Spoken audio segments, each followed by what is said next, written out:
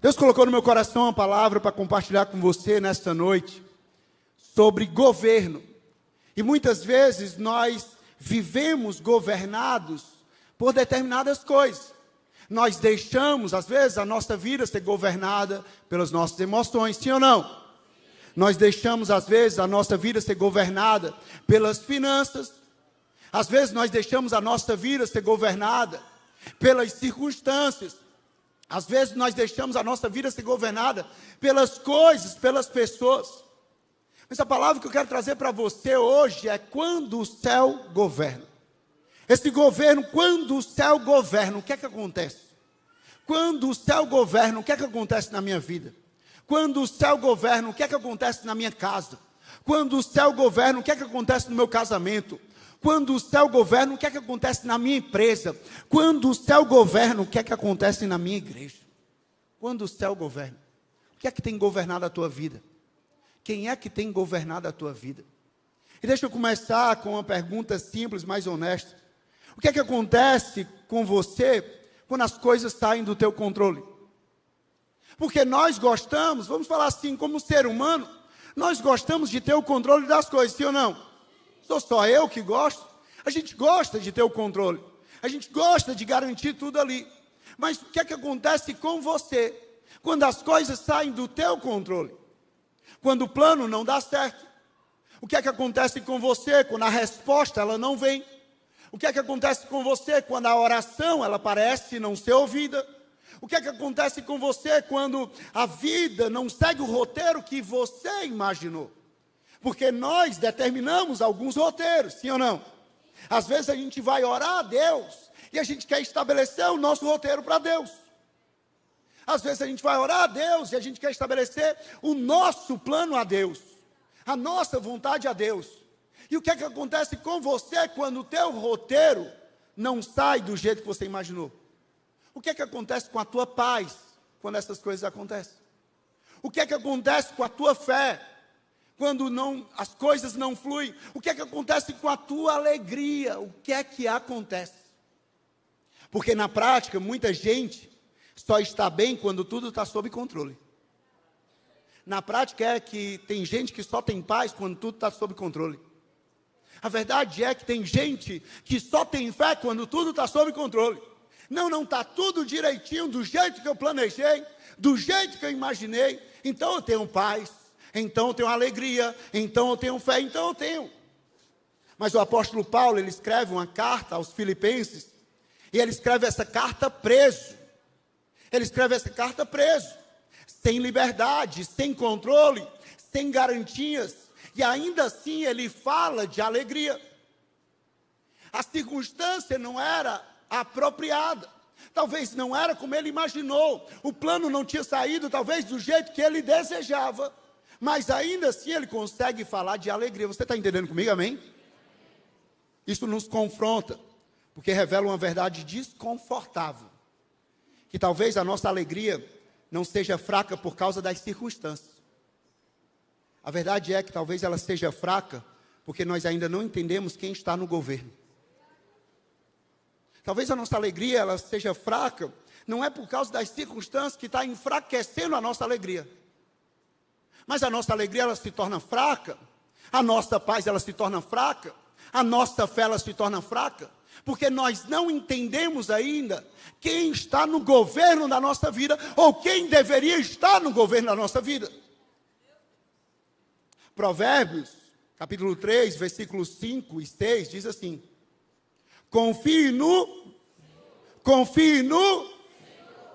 Senhor. Confie no governo do Senhor. Não é confiar na circunstância, não é confiar no cenário, não é confiar no salário, não é confiar no cenário econômico, político, não, é confie no Senhor, de todo o coração. E não se apoie no seu próprio entendimento, não se apoie no seu próprio plano, não se apoie no seu próprio roteiro. Reconheçam-o em todos os seus caminhos, e Ele endireitará as suas veredas. Ah, meu irmão, minha irmã, quando o céu governa, Ele endireita as nossas veredas, Ele endireita os nossos caminhos. Sabe aquele caminho que estava difícil e nós vamos lidar com dificuldades, mas Ele vai ser aquele que vai comigo e com você, e Ele vai endireitando, Ele vai mostrando, vai por aqui, vai por ali, Ele vai direcionando a minha vida e a tua vida, Ele vai cuidando de mim e de você quando o céu governa. A gente entende com isso que a alegria, ela não depende do que acontece, mas ela depende de quem governa.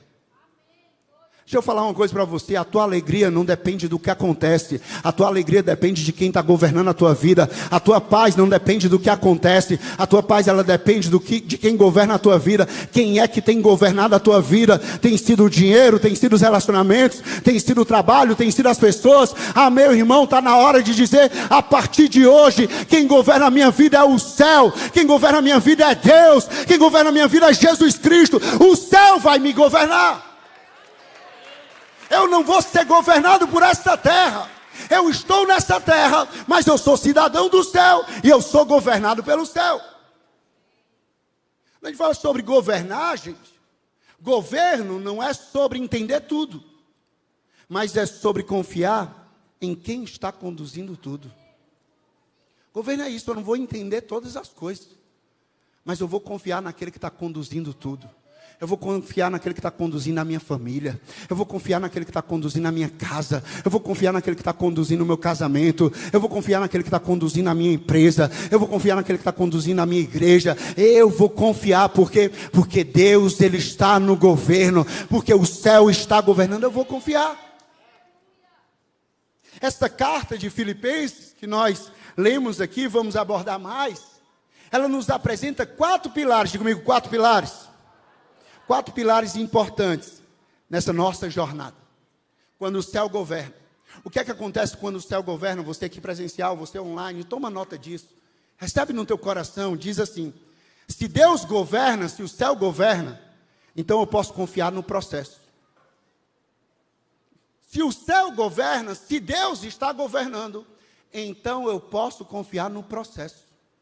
O processo que eu estou passando, o processo pode não ser fácil, mas eu posso confiar, porque Ele está no governo, porque Ele está no controle, porque Ele está comigo nesse processo. Eu posso passar por vale, eu posso passar por escassez, eu posso passar por dificuldade, mas eu sei que Ele está comigo, eu sei que Ele está cuidando de mim, eu sei que Ele está me guiando, eu sei que Ele está me protegendo, então eu posso confiar no processo do céu, no processo de Deus. Filipenses capítulo 1, versículo 3 ao 6, diz assim: dou graças ao meu Deus, sempre que me lembro de vocês, em todas as minhas orações por todos vocês, sempre oro com alegria, por causa da cooperação de vocês com o Evangelho, desde o primeiro dia até agora. Estou convencido, recebe isso na tua vida, estou convencido de que aquele que começou a boa obra em vocês, há de completá-la até o dia de Cristo Jesus. A gente olha para esse texto aqui, a gente vê processo, diga comigo, processo. Porque o texto está dizendo, aquele que começou a boa obra, aquele que iniciou um processo, ele há de completá-la. Quando ele completa, há um resultado desse processo. Mas até que ele complete essa boa obra, eu e você, nós estamos vivendo um processo. Diga comigo, processo. Nós estamos vivendo um processo de Deus. E aí nesse processo eu posso confiar. Por quê? Porque eu sei que o meu Deus, Ele vai terminar a obra que Ele começou na minha vida. Eu sei que o meu Deus, Ele não é Deus de obras inacabadas. Não, Ele é um Deus fiel para cumprir o que Ele prometeu, para cumprir a sua obra, para finalizar a sua obra. Entenda que Deus, Ele não inicia o que Ele não pretende terminar. Ele não inicia algo que Ele não pretende terminar. Então o processo na minha vida e na tua vida não é um processo eterno, não. Nós vamos viver a eternidade com Ele. Esse é o melhor resultado da nossa vida, da jornada com Ele, é eternidade com Ele. Mas nós vamos passar por um processo. E Ele não nos abandona, Ele não deixa inacabado. E isso fala muito com quem está no meio de processos como pessoas que estão vivendo processo com casamento em reconstrução. Pessoas que estão vivendo processos com um filho distante de Deus. Pessoas que estão vivendo um processo com vida financeira desorganizada. Pessoas que estão vivendo um processo de batalhas emocionais constantes. Pessoas que estão vivendo um processo de frustração com o próprio crescimento espiritual. Pessoas que estão vivendo um processo. Uma obra que começou, mas que Deus pretende terminar na minha vida e na tua vida. Porque Ele vai completar a obra que Ele começou na minha vida e na tua vida. O problema aqui não é estar no processo. O problema é perder a esperança dentro do processo. O problema, gente, não é para fugir do processo. O processo faz parte da nossa jornada. Então, o problema aqui não é processo. O processo vai fazer parte. Nós já estamos vivendo o processo. Quer você queira ou não queira, você já está vivendo o processo. Agora, a minha pergunta é, como é que você está vivendo esse processo? Será que você está vivendo com esperança? Será que você está vivendo com fé? Será que você está vivendo dependendo dEle? Ou você tem perdido a tua esperança em meio ao processo? Ou você tem perdido a esperança em meio ao tempo? Porque a questão, gente, é que tem gente cansada, não porque Deus parou, mas porque não vê resultado rápido. E aí as pessoas não veem resultado rápido. O pessoal quer viver as coisas de, não, aqui eu coloco aqui no micro-ondas, 3 minutos, já está tudo pronto. E a pessoa quer viver uma vida com Deus, uma jornada com Deus, uma vida espiritual, a sua vida dessa forma. E aí, porque não vê algo acontecendo rápido, a pessoa cansa, a pessoa para, a pessoa desiste. Mas não foi porque Deus parou, foi porque a pessoa não respeitou o processo. Foi porque a pessoa não quer viver o processo. Quando você ora e não vê mudança, Deus ainda está trabalhando. Quando você falha de novo, Deus ainda não terminou com você. Quando parece lento, não significa que Deus parou. Deus, Ele continua no controle. Salmo 138, versículo 8, na nova tradução da linguagem de hoje, diz: Tu cumprirás tudo o que me prometeste, o teu amor dura para sempre, ó Senhor Deus, não abandones o trabalho que começaste. Entenda isso. O texto diz que Ele cumprirá tudo o que Ele prometeu, e Ele não abandona o trabalho que Ele começou. Então Ele não me abandona e te abandona no processo. Ele não me abandona e te abandona quando o cenário não é favorável, não. Ele está comigo e contigo nesse processo. Spurgeon disse certa vez que Deus é bom demais para ser cruel, e Ele é sábio demais para errar. O nosso Deus, Ele não é um Deus cruel, Ele é um Deus bom. Ele é um Deus amoroso, Ele é um Deus gracioso. E o nosso Deus, Ele não erra. O nosso Deus, Ele não falha. O nosso Deus, Ele é poderoso. O nosso Deus, Ele é fiel. Então Deus, Ele não está atrasado.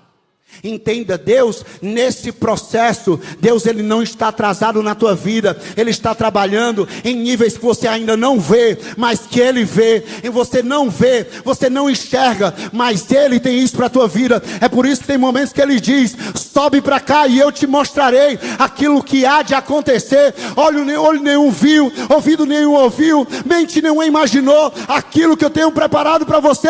Você não consegue ver ainda, mas eu tenho isso para você.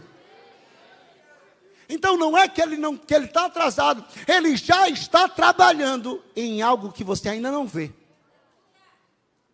E aí é quando acontece o de repente de Deus.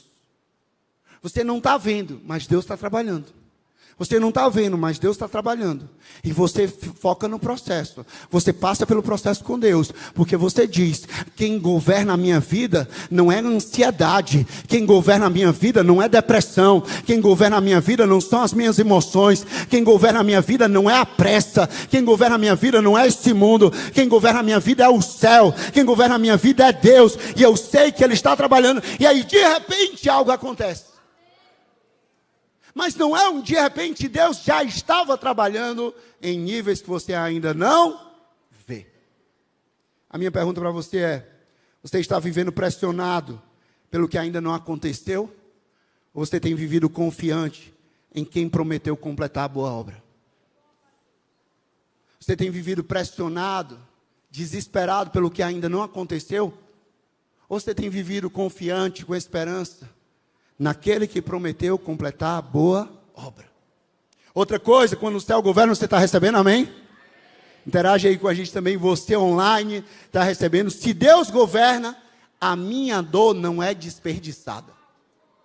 Quando Deus governa, a nossa dor, que nós vamos lidar com dores nesse mundo, porque Ele disse, nesse mundo vocês vão ter aflição, vai ter dor, mas tem de bom ânimo, eu venci o mundo. Então a minha dor, ela não é desperdiçada. Filipenses capítulo 1, versículo 12 ao 18, diz assim: quero que saibam, irmãos, que aquilo que me aconteceu tem na realidade contribuído para o progresso do Evangelho. Como resultado, tornou-se evidente a toda a guarda do palácio e aos demais que estou na prisão por causa de Cristo. A maioria dos irmãos, por causa da minha prisão, tornou-se confiante no Senhor e anuncia a palavra com maior ousadia e destemor. É verdade que alguns pregam Cristo por inveja e rivalidade, mas outros o fazem de boa vontade. Estes o fazem por amor, sabendo que aqui me encontro para a defesa do Evangelho. Aqueles pregam Cristo por ambição egoísta, sem sinceridade, pensando que podem aumentar a minha aflição na prisão. Mas que importa? O importante é que de qualquer forma, seja por motivos falsos, seja por motivos verdadeiros, Cristo está sendo pregado e por isso me alegro, de fato continuarei a alegrar. O apóstolo Paulo, ele começa isso na prisão, lidando com dores, lidando com sofrimento, e ele começa esse texto dizendo: aquilo que me aconteceu, prisão, aquilo que me aconteceu, sofrimento, aquilo que me aconteceu, humilhação, tem na realidade contribuído para o progresso do Evangelho. Por quê? Porque Deus, Ele não desperdiça nenhuma das nossas dores, Deus não desperdiça nenhum das nossas lágrimas, Deus não desperdiça nenhum do nosso sofrimento, Deus não desperdiça. Tudo coopera para o nosso bem. E quando o propósito ele é maior, a dor ela perde o poder de te paralisar. Quando o propósito ele é maior, estou passando por isso, tem dor, tem sofrimento, tem. Mas quando o propósito é maior, diga assim, maior. Faz assim, maior. Vamos lá. Quando o propósito ele é maior do que a minha dor. E o nosso propósito é maior do que toda a nossa dor. Nós fomos criados para um propósito muito maior. Então, quando o nosso propósito ele é maior, quando o nosso propósito ele é muito maior do que toda a dor, do que toda angústia, do que todo sofrimento, do que toda circunstância, a dor, ela perde o poder de te paralisar. Porque você sabe que tem momentos que a dor quer nos paralisar. Você sabe que tem momentos que o sofrimento quer nos paralisar. Mas quando o propósito ele é maior, quando nós olhamos, focamos no propósito que Deus nos confiou, a dor, ela perde o poder de nos paralisar. E aí nós vamos começar a viver que todas as coisas, inclusive as dores, cooperam para o nosso bem. Aqui nesse lugar existem dores reais.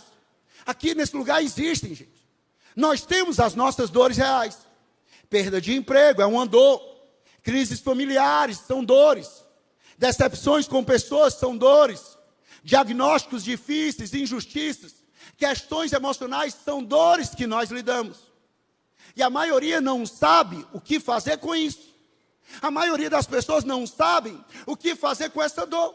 Às vezes a gente está passando por uma dor emocional, e a gente passa por aquela dor e a gente não sabe assim, o que é que eu faço com essa dor? Como é que eu lido com essa dor? Essa pessoa acaba ou endurecendo, ou se fechando, ou se perdendo. Porque nós não sabemos o que fazer com a dor, nós acabamos endurecendo o nosso coração. Nós acabamos nos fechando, nos afastando, ou nos perdendo na jornada. A pergunta é, o que é que você tem feito com aquilo que te feriu? O que é que você tem feito com a tua dor? Porque eu sei que você tem as suas dores, o que é que você tem feito com a tua dor? Eu quero te dizer que essa dor, Deus não desperdiça, Ele transforma isso em algo bom na tua vida. Porque a rejeição, ela pode virar empatia. A dor, ela pode virar autoridade. E a crise, ela pode virar um ministério na nossa vida. Romanos 8, 28, eu estava falando aqui, diz: sabemos que todas as coisas, diga comigo, todas as coisas. Gente, todas as coisas são todas as? Não são só algumas. Não é só a alegria. Não é só o cenário bom, positivo. Não é só quando está dando tudo certo. Não é só quando não tem perseguição, decepção. Não. Todas as coisas contribuem juntamente para o bem de todos aqueles que amam a Deus, dos que foram chamados de acordo com o seu propósito. Sabemos que todas as coisas contribuem para o meu bem, para o teu bem. Por quê? Porque se Deus governa, Ele não desperdiça nenhuma das nossas dores. Ele não desperdiça o nosso sofrimento. Rick Warren, ele disse certa vez, que nada na sua vida é desperdiçado quando Deus ele está no controle. Quando nós colocamos Deus no controle, Deus governando a nossa vida, o céu governando a nossa vida, nada na nossa vida é desperdiçado quando Deus está no controle. Nada na nossa vida é desperdiçado quando Ele está direcionando. Quando os nossos passos, as nossas decisões não são direcionados, não são feitos baseado nas circunstâncias, mas é baseado na palavra de Deus. Lâmpada para os meus pés é a tua palavra e luz para o meu caminho. É aquilo que disse Deus, não o que as emoções disseram. É aquilo que disse Deus e não o que o caos está dizendo. É aquilo que disse Deus e não o que o mundo está dizendo. Nada na sua vida é desperdiçado quando Deus ele está no controle. Lembre disso. Dor sem propósito endurece. Dor com propósito amadurece. Dor sem propósito endurece. Endurece o nosso coração. Endurece a nossa mente. Nos deixa cada vez mais rígidos. Mas dor com propósito amadurece. Vai forjando a minha vida e a tua vida. Vai amadurecendo. Vai forjando o meu caráter e o teu caráter. Vai forjando a minha fé e a tua fé. Vai forjando a nossa jornada com Deus. Vai nos tornando mais dependentes de Jesus. Vai forjando a nossa esperança. Vai forjando a nossa confiança. E quando nós amadurecemos, tem um fruto dessa maturidade. O processo do amadurecimento, o processo da maturidade vai levar um resultado na nossa vida. A pergunta aqui é: você está desperdiçando a tua dor ou você está permitindo que Deus use essa dor? O que é que você tem feito com a tua dor? Outra pergunta: a sua dor tem te afastado de Deus ou a tua dor tem te aproximado ainda mais de Deus? O que é que você faz quando você está com dor? Gente, eu tenho 2 filhas. E aí lá em casa, vez por outra, né? A gente está ali com 2 filhas, uma de 3 e pouco, quase 4 anos, e a outra fez 1 ano e 2 meses agora, andando por toda a casa. E aí hoje eu estava com ela um momento ali, antes de vir para o culto, lá no condomínio, a gente brincando um pouquinho lá embaixo, e ela inventou pela primeira vez de ficar subindo e descendo uma rampa que atravessava, tinha uma pontezinha que atravessava um lago que tem lá no nosso condomínio. E aí ela ficava subindo e descendo, subindo e descendo, subindo e descendo. E eu como pai, né, um pai fica preocupado, eu direto ali atrás, eu aqui, e eu ia para não virar para trás, porque tinha uma inclinação, e aí depois ela ia para o outro lado, fazia, e aí tinha hora que ela queria ir engateando, tinha hora que ela queria ficar em pé, e aí tinha horas que ela descia, e ela ia descendo esperta, ia descendo a rampa de costas, assim, direitinho. Quando chegava em um ponto, ela sentava. Numa inclinação, o que é que pode acontecer? Sentou, vira, meu. E eu lá o tempo todo, né, como um pai, cuidando, protegendo. Mas teve uma hora que de tanto teimar, eu falava para ela: filha, não se levanta, filha, vamos sair daqui, filha, não vai dar certo isso aqui. Vamos brincar ali na parte plana, vamos brincar ali, ó, tua irmã está brincando ali, vovô está brincando ali, bora lá. E ela lá, subindo, descendo, subindo, descendo, subindo, descendo. Teve uma hora que quando ela se levantou, ela simplesmente foi apoiar, a mão passou direto, tinha as madeiras que seguram o corrimão, e ela bateu com o rostinho ali de leve, para fazer uma marcazinha. E aí o que é que ela fez? A primeira coisa, chorou e foi atrás do pai. Chorou e deu os braços para o pai. Ali é uma lição para mim e para você. Que o nosso pai, ele está sempre cuidando de mim e de você. É como isso, como a minha filha, como outros aqui que têm filhos, tem filho, tem filha, está ali e está atrás o tempo todo, querendo proteger, querendo livrar de todo e qualquer acidente, mas tem hora que você está teimando tanto, que algo acontece, Mas o nosso Deus, o nosso Pai, Ele não é um Deus que vira as costas para nós, no meio da nossa dor, não. Ele é um Deus que estende a mão para nos levantar, para nos curar, para nos livrar, para nos proteger, para nos colocar no colo. O que é que você faz em meio à tua dor? Você corre de Deus ou você corre para Deus? Mas outra coisa, quando o céu governa, você está recebendo, amém? Quando o céu governa, se Deus governa, Cristo se torna suficiente. Quando o céu governa, quando Deus governa, Cristo se torna suficiente. Não é Cristo e mais alguma coisa. Cristo é tudo que eu e você precisamos. Cristo é tudo na nossa vida. Cristo é suficiente. Nós não precisamos adicionar a Cristo mais alguma coisa. Não, é Cristo e mais isso. Não, pastor, é Cristo e mais aquilo. Não, Cristo é tudo o que nós precisamos. Filipenses capítulo 1, versículo 19 ao 21, diz assim: pois sei que serei liberto por causa das orações de vocês e da provisão do Espírito de Jesus Cristo. Aguardo ansiosamente e espero que em nada serei envergonhado. Ao contrário, com toda a coragem de sempre, também agora Cristo será engrandecido no meu corpo, quer pela vida, quer pela morte. Porque para mim, o viver é Cristo e o morrer é lucro. Aqui o apóstolo Paulo estava dizendo assim: para mim, o viver é Cristo, suficiente, e o morrer é lucro. Ele estava dizendo aqui, quando tem Cristo, quando nós temos Cristo como tudo, nós não vivemos à mercê de nada. Quando nós temos Cristo como suficiente nas nossas vidas, nós não vivemos à mercê das coisas, das circunstâncias, do cenário, não, porque nós temos Cristo como tudo. E isso confronta profundamente, porque confronta o medo de perder estabilidade. Não, eu preciso de Cristo, mas eu também preciso de estabilidade. Confronta o medo, a ansiedade por controle. Não, porque eu preciso de Cristo, mas eu também preciso ter o controle das coisas. Confronta a dependência de aprovação. Não, porque eu preciso de Cristo, mas eu também preciso ser aprovado pelas pessoas. Eu preciso das pessoas me aprovando constantemente. Eu confronta a identidade baseada no sucesso, porque eu preciso de Cristo, mas eu também preciso ter sucesso. E aqui nós precisamos entender, igreja, que Cristo é tudo o que eu e você nós precisamos. Que a questão é que muita gente não está sofrendo pela perda, mas está sofrendo pelo lugar errado onde colocou a sua esperança. Muita gente não está sofrendo pela perda, mas está sofrendo pelo lugar errado que colocou a sua esperança. Tem gente colocando a esperança na estabilidade de um emprego.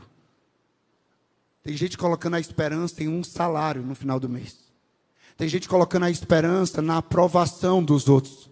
Tem gente colocando a esperança no final do ano, isso aqui vai acontecer e pronto, isso aqui vai mudar completamente. Tem gente colocando a esperança em coisas desse mundo, quando Deus nos chama a colocar a nossa esperança nele e somente nele. Mateus 6:21 diz: pois onde estiver o teu tesouro, pois onde estiver a tua esperança, pois onde estiver a tua segurança, ali também estará o teu coração. A minha pergunta para você é: onde é que você coloca a tua segurança? O que é que você define segurança para você? O que é estar seguro? Se o trabalho muda, você perde a sua paz? Se alguém te rejeita, você perde o seu valor? Se algo sai do controle, você desmorona? O que é que você faz quando as coisas não saem do jeito que você imagina? Salmo 73, versículo 25 diz: a quem tenho eu nos céus, senão a ti?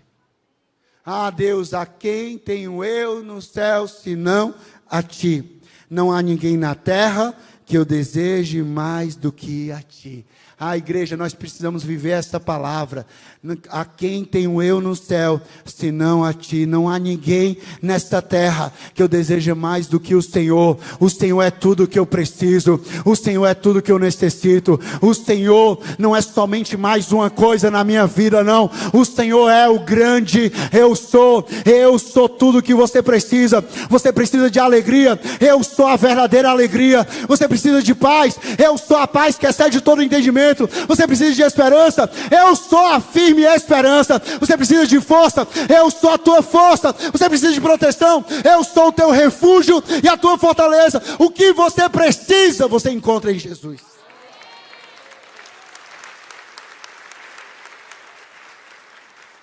E aqui, gente, nós precisamos alinhar isso.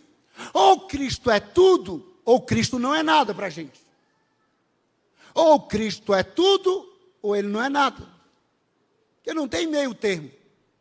A.W. Tozer, ele disse certa vez, se Cristo não é tudo para você, então Ele não é nada para você. O que é que Cristo é para você? É só uma história? É só uma tradição?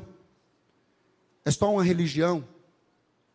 É só um dia na semana? Ou Cristo, Ele é tudo para você? Porque, gente, ou é tudo, ou é nada.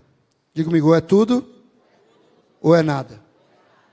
Cristo precisa ser tudo na minha vida e na tua vida. Tudo que você precisa para estar bem, não pode ser algo que você pode perder. Não, peraí, tudo que eu preciso para estar bem, aquilo que determina o meu bem-estar, é algo que eu posso perder? É um emprego que eu posso perder? Está errado. É um dinheiro que eu posso perder? Está errado. É um relacionamento que eu posso perder? Está errado. Porque tem algo que eu e você, nós não podemos perder pela determinação dele. Nós podemos decidir nos afastar. Mas Ele nunca nos abandona, porque Ele disse que estaria comigo e com você para sempre, até a eternidade. Ele não é Deus que abandona, Ele não é Deus que desampara. Ou seja, Ele não é um Deus que falta na minha vida e na tua vida. Ele é um Deus presente, Emmanuel, Deus comigo e Deus contigo, Deus conosco. Então nós precisamos fazer para o meu bem-estar. É algo que eu não posso perder, é Cristo. É Deus na minha vida. E a pergunta aqui é, Cristo, Ele é o centro da tua vida ou Cristo é só um apoio? O que é que Cristo é para você? Centro ou apoio? Outra coisa que, se Deus, quando a gente fala sobre quando o céu governa, você está recebendo, amém? Está fazendo sentido para você, amém? Quando o céu governa, se Deus governa, então a minha vida se torna coerente. Porque eu não vivo a vida do meu jeito, eu vivo a vida do jeito de Deus. Eu ando pelo Espírito, eu vivo no Espírito, eu ando pela palavra, eu obedeço a palavra. E a minha vida se torna coerente com a palavra de Deus. A minha vida se torna coerente com o que eu prego. Coerência entre as palavras e as atitudes. Filipenses 1, 27 ao 30 diz: não importa o que aconteça, vivam de maneira digna do Evangelho de Cristo. Não importa o que aconteça, Terceira Videira, viva de maneira digna do Evangelho de Cristo, para que assim que eu vá e os veja, que apenas ouça a respeito na minha ausência, fique eu sabendo que vocês permanecem firmes em um só espírito, lutando unânimes pela fé evangélica, sem de forma alguma deixar intimidar por aqueles que se opõem a vocês. Para eles, isso é sinal de destruição, mas para vocês, de salvação, e isso da parte de Deus, porque a vocês foi dado o privilégio de não apenas crer em Cristo, mas também de sofrer por Ele, já que estão passando pelos mesmos combates que me viram enfrentar, e agora ouvem que ainda enfrentam. O texto fala que vivam de maneira digna do Evangelho de Cristo. Viver. Isso aqui a gente aprende que a alegria, a paz, a esperança não é uma emoção. Não é simplesmente um sentimento. É um posicionamento. Você precisa se posicionar na alegria. Você precisa se posicionar na paz. Você precisa se posicionar na tua esperança. Você precisa se posicionar, decidir. Não é esperar sentir algo. Nós não vivemos pelo que nós sentimos. Nós não vivemos pelo que nós vemos. Nós vivemos pelo que nós cremos. Eu creio na paz que excede todo o entendimento. Eu creio que a alegria do Senhor é a minha força. Eu creio que Ele é a verdadeira esperança. Eu creio que Ele é o meu refúgio e a minha fortaleza. Eu creio que Ele é descanso para a minha vida. Eu creio que Ele tem refrigério para a minha vida. Eu creio.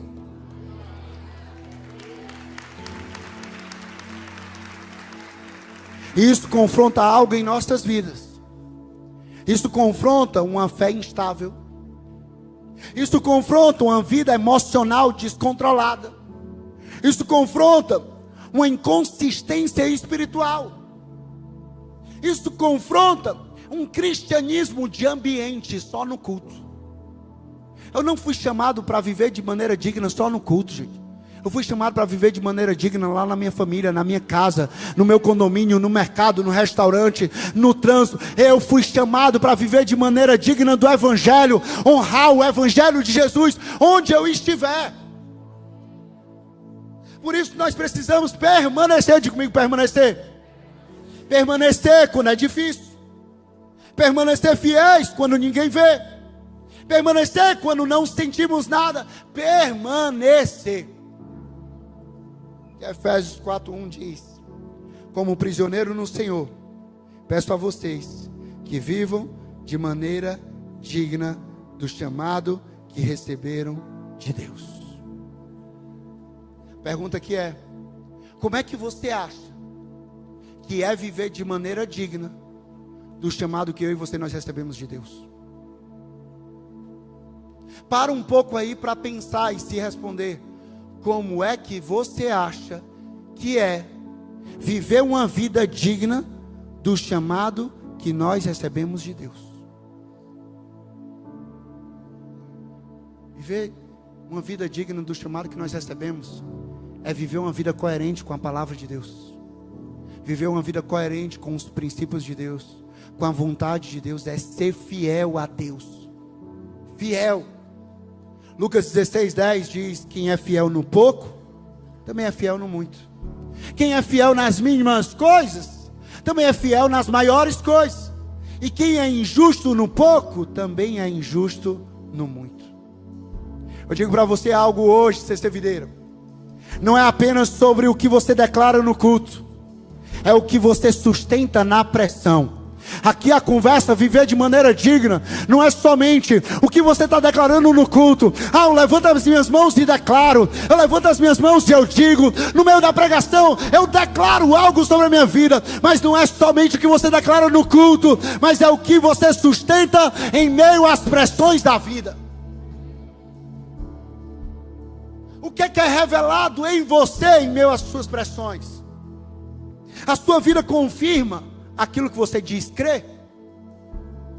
A sua vida confirma aquilo que você prega? A sua vida confirma os versículos que você posta? A sua vida confirma? Eu termino dizendo para você, a gente vai orar. Se a sua alegria depende do que acontece, então você estará sempre instável. Se a sua alegria depende do que acontece, então você sempre estará instável. Mas se a sua alegria está em quem governa, e se quem governa a tua vida é o céu, se quem governa a tua vida é Deus, o processo, ele não te desespera, a dor, ela não te paralisa, a perda, ela não te destrói, e a pressão, ela não te define. Isaías 26:3 diz: tu guardarás, em meio a tudo, tu guardarás, em perfeita paz. Não é em uma paz inacabada, não é em uma paz quebrada, é em perfeita paz, aquele cujo propósito está firme, permanece, porque Ele confia em ti. Se nós confiamos nele, Ele nos guardará em perfeita paz. Agora seja honesto. Onde você perdeu a sua alegria? Agora seja honesto. O que é que tem governado a sua vida, as suas emoções? O que é que você ainda não entregou a Deus? Eu entreguei quase tudo, mas o que é que você ainda não entregou e que você está querendo governar do teu jeito? A verdade é que talvez você veio aqui querendo mudar as circunstâncias na tua vida. E talvez Deus não mude hoje o que está acontecendo com você. Mas Ele quer mudar o lugar de onde você está vivendo. Ele quer te levar a viver agora a partir do governo de Deus. Talvez Ele não vai mudar hoje o que está acontecendo com você. Talvez Ele não vai mudar hoje as circunstâncias ao teu redor, mas hoje Ele quer mudar o lugar no qual você está vivendo. Você vive em qual lugar? Você vive a partir de qual lugar? Comece a viver hoje a partir do governo de Deus, porque existe uma alegria disponível, não para quem controla tudo, mas para quem confia completamente em Deus. Existe uma paz, não para quem controla tudo, mas para quem confia completamente em Deus. Eu termino dizendo para você que a alegria não é ausência de luta. A alegria é presença de governo. A alegria não é ausência de luta, é presença do governo de Deus. Paz não é ausência de luta, é presença do governo de Deus. Força não é ausência de luta, é presença do governo de Deus. Esperança não é ausência de luta, é presença do governo de Deus. Eu termino. 1 Crônicas 29, 10 a 12, a nova tradução da linguagem de hoje diz: então ali em frente de todo o povo, o rei Davi louvou a Deus, o Senhor. Ele disse: ó Senhor, Deus do nosso antepassado Jacó, bendito sejas para sempre. Tu és o grande e poderoso, glorioso, esplêndido e majestoso. Tudo que existe no céu e na terra pertence a ti. Tu és o rei, o supremo governador de tudo. Toda a riqueza e prosperidade vem de ti. Tu governa todas as coisas com o teu poder e a tua força, e podes tornar grande e forte qualquer pessoa. Eu quero que você receba essa palavra, que Ele é o rei, o supremo governador de tudo, e Ele, o nosso Deus, Ele governa todas as coisas com o poder dEle e com a força dEle. Quem confia no governo de Deus não vive refém de momento nenhum. Será que você pode se colocar de pé no teu lugar? Você pode levantar as tuas mãos para os céus e você pode começar a declarar no teu lugar: ah, Senhor, eu confiarei somente em ti. Eu confiarei somente em ti, somente na tua presença. Vamos lá, igreja.